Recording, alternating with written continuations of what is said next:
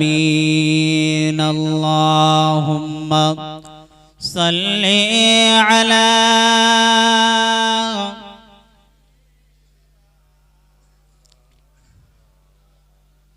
وعلى آل سيدنا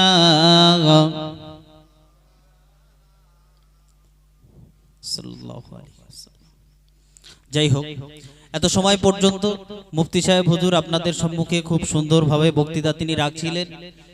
ভূমিকা ছাড়াই দুটো একটি কথা, যত সময় মুফতি রজব আলী সাহেব হুজুর না আসেন। যাই হোক, হুজুরের পরে এই মুহূর্তে আমাকে উঠে কিছু বলার মতো যোগ্যতা, সেই জ্ঞান আমার নেই, আর সেই পরিস্থিতি সেই মুহূর্ত এখন না যে আমি বসে হুজুর চলে যাবে আর আমি বসে কিছু বলবো, মানুষ শুনবে, এটা কখনো হয় না। যাই হোক, পরিস্থিতির সম্মুখীন হয়ে আমাদের সবকিছুই মানিয়ে নিতে হবে। ভূমিকা ছাড়াই দুটো একটি কথা আপনাদের সম্মুখে একটু তুলে ধরি।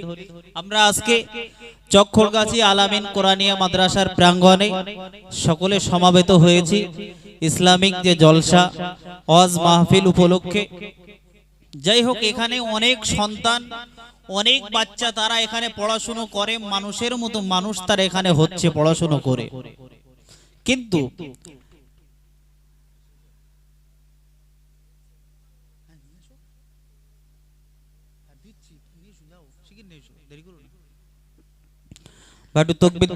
নারে তাকবীর, নারে তাকবীর।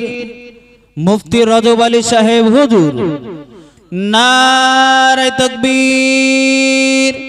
চক্খরগাছি আলামিন কোরআনিয়া মাদ্রাসা ও এতিমখানা, চক্খরগাছি আলামিন কোরআনিয়া মাদ্রাসা ও এতিমখানা, অল ইন্ডিয়া সুন্নাত আল জামাত, নারে তাকবীর। আলহামদুলিল্লাহ, আলহামদুলিল্লাহ, শুকরিয়া সেই মহান আল্লাহর দরবারে। হুজুর তিনি পৌঁছিয়েছেন, এখনই তিনি স্টেজে আসবেন।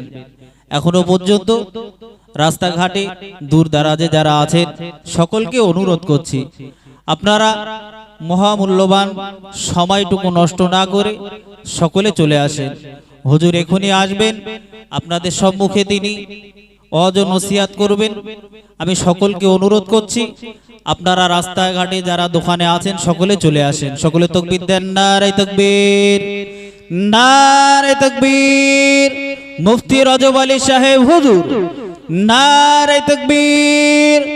চক্খরগাছি আলামিন কোরআনিয়া মাদ্রাসা ও এতিমখানা, নারে তাকবীর।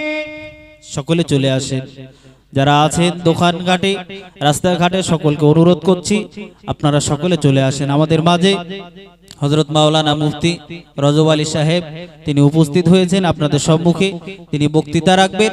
আপনারা সকলে মুহাব্বতের সাথে দরুদ শরীফ পড়ুন। আল্লাহ